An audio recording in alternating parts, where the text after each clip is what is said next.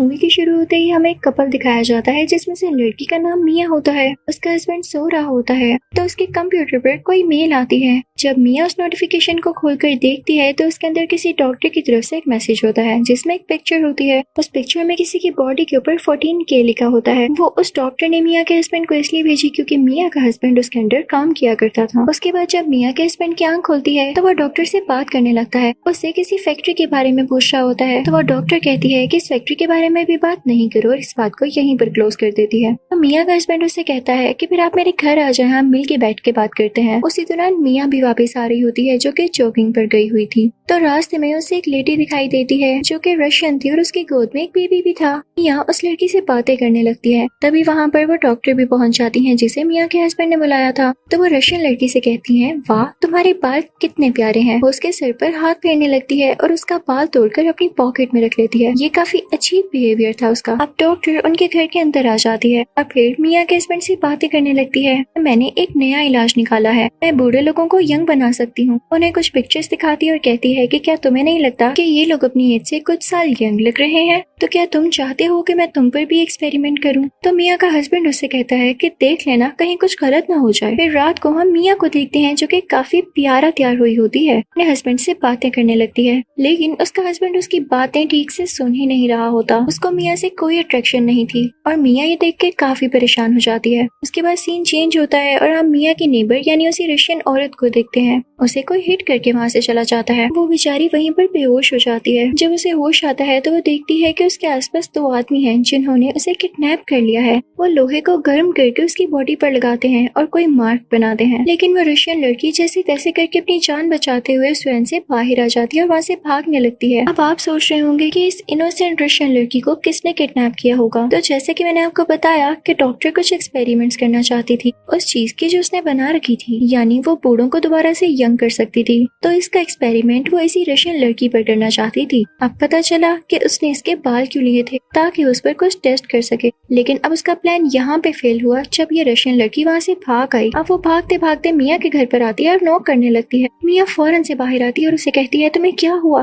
तुम ऐसे क्यों हो, तुम फौरन मेरे साथ आओ, मैं तुम्हें हॉस्पिटल लेकर जाती हूँ। लेकिन तभी वहाँ पर मिया का हस्बैंड आ जाता है और कहता है कि मैं इसे हॉस्पिटल ले जाता हूँ। अब मिया का हस्बैंड इस तरह से कह के नेबर को यानी उस रशियन लड़की को अपने साथ ले जाता है, ये कहते हुए कि मैं इसे हॉस्पिटल ही लेकर जा रहा हूँ। मिया को भी इस पर ट्रस्ट था तो उन दोनों को भेज देती है, लेकिन उनको क्या पता था कि मिया का हस्बैंड भी उसी डॉक्टर के साथ मिला हुआ है और उन किडनैपर्स के साथ भी। मिया का हस्बैंड उस रशियन लड़की को अपनी गाड़ी में बिठा लेता है और ड्राइव करने लगता है। काफी देर हो जाती है लेकिन हॉस्पिटल नहीं आता। अचानक से वही फैक्ट्री आती है जिसके बारे में मिया का हस्बैंड बोल रहा था। वो अपनी गाड़ी फैक्ट्री के बाहर रोकता है और तभी वहाँ पर वो किडनैपर्स भी आ जाते हैं जो उस रशियन लड़की को किडनैप करके लेकर जा रहे थे। उधर मिया का हस्बैंड उसी डॉक्टर से मिलता है और कहता है कि आखिर कब तक तुम लड़कियों को किडनैप करती रहोगी, सिर्फ अपने एक्सपेरिमेंट्स के लिए। तुम तो इसमें कोई पैसे भी इन्वेस्ट नहीं करती, क्योंकि जो भी एक्सपेरिमेंट वो डॉक्टर करती थी उसके पैसे मिया का हस्बैंड देता था और हो सकता है कि मतलब के लिए ही उस डॉक्टर ने इसको अपने साथ रखा हो। तो वो कहने लगती है कि तुम्हें क्या मसला है अगर मैं किसी पर भी एक्सपेरिमेंट करूँ, वो रशियन लड़की तुम्हारी क्या लगती है जो तुम्हें तकलीफ हो रही है। तो अब उस तरफ मिया को काफी डाउट हो रहा होता है कि इतना लेट हो गया है, ना वो लोग अभी तक घर आए हैं, ना मुझे इन्फॉर्म किया है। अब वो उस रूम में जाती है जहाँ पर उसके हस्बैंड के कंप्यूटर्स पड़े होते हैं। वो उसकी लोकेशन को ट्रेस करती है, लेकिन जहाँ उसकी लोकेशन नजर आती है उसके आसपास कोई हॉस्पिटल नहीं होता। उसके हस्बैंड का एक झूठा मैसेज आता है कि मैं हमारी नेबर को हॉस्पिटल छोड़कर आगे आ गया हूँ, लेकिन मिया को उसकी बातों पर यकीन नहीं आ रहा होता। तो वो कहती है कि मैं इसकी लोकेशन ट्रेस करूंगी और इसके पीछे जाऊंगी।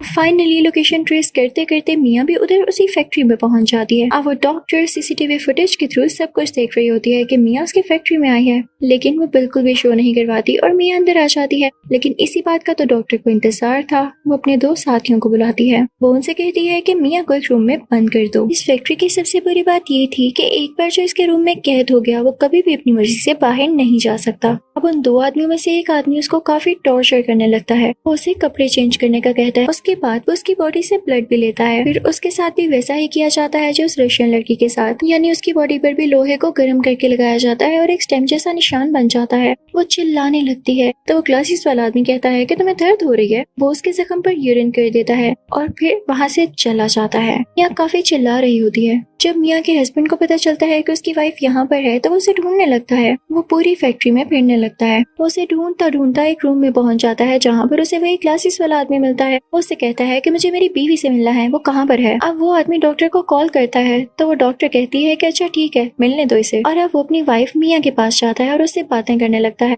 मिया कहती है कि तुमने मुझे ये सब क्यों नहीं बताया, तुम इस बुरे डॉक्टर के साथ क्यों काम कर रहे हो। तो वो अपनी वाइफ से कहता है कि मैं समझ सकता हूँ कि ये बुरा काम है जो वो डॉक्टर कर रही है, लेकिन मैं दिल से उसके साथ नहीं। उसने मुझे ऐसा करने पर फोर्स किया है और मैं भी बस ब्लैकमेल्ड हूँ। इनफैक्ट कुछ अर्सा पहले उसने मुझे एक लड़की से मिलवाया, मेरी उससे दोस्ती हो गई, लेकिन एक दिन वो मारी गई। उसकी डेड बॉडी मेरे साथ ही थी और सबका शक मुझ पर जाता, लेकिन इस डॉक्टर ने आकर मुझे बचाया और इस मर्डर केस को हमेशा के लिए क्लोज कर दिया, वरना नाम मुझ पर आ जाता। और इसलिए वो मुझसे कहती रही कि मेरा तुम पर एहसान है, इसलिए तुम्हें मेरे लिए काम करना होगा। उसने मुझे काफी ब्लैकमेल किया, इसलिए मैं उसके साथ पार्टनरशिप में आ गया। मिया रोने लगती है कि मैं यहाँ से बाहर कैसे निकलूंगी। तो वो मिया को गले से लगा लेता है और कहता है कि तुम परेशान नहीं हो, तुम मेरी बीवी हो और मैं तुमसे बहुत प्यार करता हूँ। एक दिन जरूर आएगा कि मैं तुम्हें इस रूम से बाहर निकाल दूंगा, बस मुझे कुछ वक्त दो। लेकिन तुम खुद यहाँ से बाहर जाने की कोशिश न करना, वरना यहाँ के आदमी तुम्हें मार डालेंगे। बस तुम मुझ पर ट्रस्ट करना। अब मिया काफी सैड हो जाती है और इस तरह रात भी हो जाती है। अभी मिया को लगता है कि जैसे उसके रूम के बाहर कोई है, उससे आवाजें आने लगती है और जब वो अपने रूम से बाहर देखती है तो ये रशियन लड़की होती है जो कि मिया से मिलने आई होती है। वो मिया से हेल्प मांग रही होती है।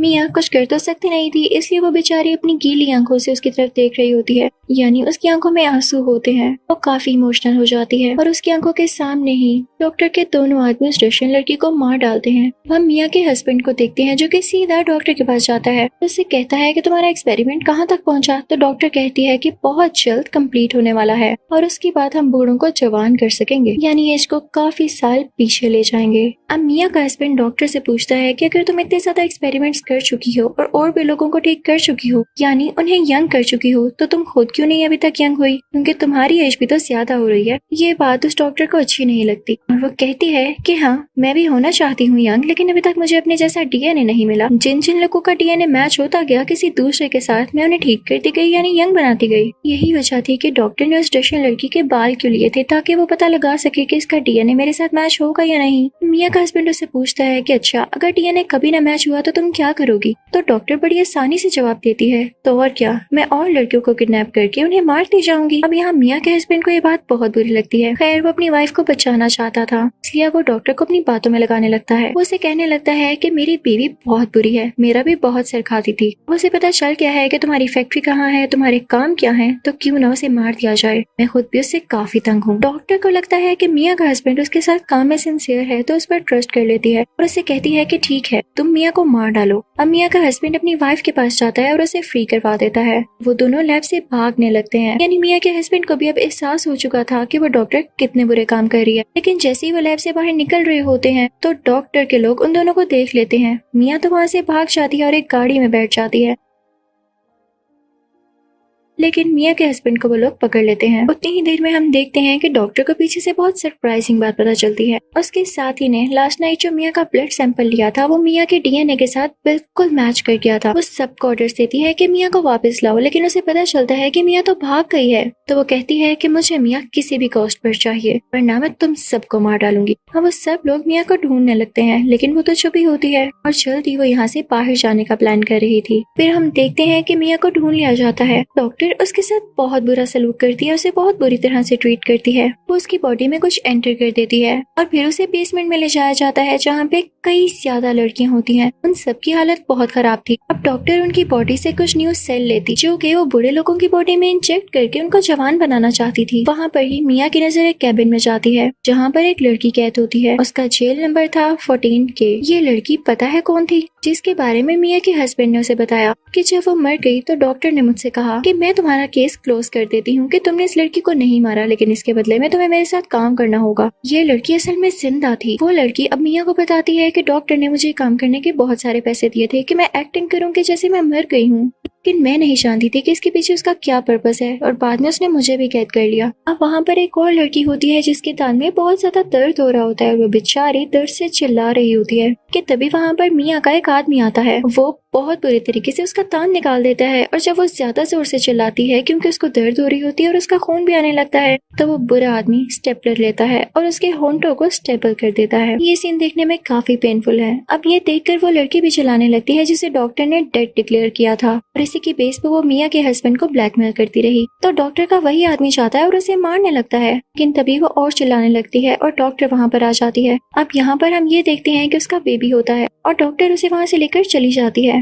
रात को हम देखते हैं कि उसी डॉक्टर का आदमी जब जेल में खाना देने के लिए आता है तो मिया बहुत चालाकी से एक काम करती है, वो उस आदमी को तंग करने लगती है और जेल की जमीन को गंदा कर देती है, जिससे उस आदमी को काफी गुस्सा आता है और वो जेल के अंदर मिया को मारने के लिए आता है। लेकिन तभी मिया उसे चाबी छीनकर दूसरी लड़कियों की तरफ फेंक देती है और आहिस्ता आहिस्ता सारी लड़कियां अपने लॉकर रूम से बाहर आ जाती हैं और उस आदमी को मारने लग जाती हैं। अब वो लड़की जिसका बेबी हुआ था वो अपने बेबी को ढूंढने के लिए चली जाती है और उसके साथ बाकी लड़कियां भी होती हैं। कि तभी उन लोगों को सामने एक कंटेनर दिखाई देता है, एक ड्रम जैसा दिखने वाला कंटेनर। उससे काफी स्मेल आ रही थी और जब वो उसको खोलती हैं तो उसमें छोटे छोटे न्यूबॉर्न बेबीज की डेड बॉडीज होती हैं। ये देख के वो सब काफी डर जाते हैं और वो लड़की भी, क्योंकि उसके बेबी का भी यही हाल होने वाला था। अब उनके पीछे डॉक्टर का वो आदमी भी चला जाता है, लेकिन रास्ते में उसे मिया का हस्बैंड मिलता है और उन दोनों में काफी फाइट होने लगती है। डॉक्टर का वो आदमी मिया के हस्बैंड को मारने ही वाला होता है कि तभी वहाँ पर मिया आती है और अपने हस्बैंड को बचा लेती है। दूसरी तरफ हम देखते हैं कि डॉक्टर को भी अब लेसन मिलने वाला था, क्योंकि वो सारी लड़कियां फ्री हो चुकी थी। अब वो डॉक्टर को चारों तरफ से घेर लेती हैं और उसे पकड़कर उसे मारने की कोशिश करती हैं। डॉक्टर काफी घबरा जाती है।